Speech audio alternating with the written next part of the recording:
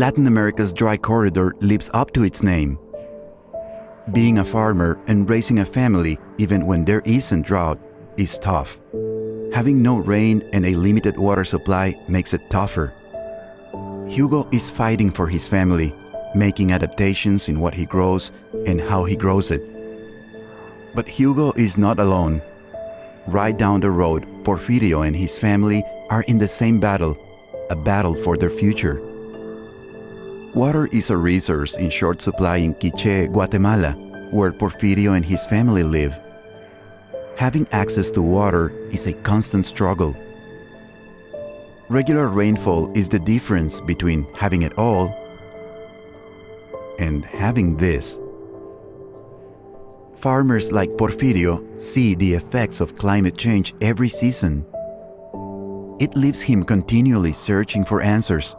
For Porfirio, climate change changes everything. Instead of a regular diet of corn, Porfirio has to give his pigs a mixture of grass and feed. There's just not enough corn to feed his family and the pigs. The corn is not lasting more than 2 months. It used to last 6. Porfirio has had to pick up construction work at about $5 a day. It's work that forces him to be away from his family. There is a way to survive, but right now we need resources, Porfirio says. We had never seen it like this. I like to work on the land, but seeing as last year there were losses, I was demoralized. There is no more love to continue working on this. But there are solutions found in the earth itself. Farmers like Porfirio are working to help the soil better capture what little water there is. You can leave more mulch on the ground. You can plant more shade.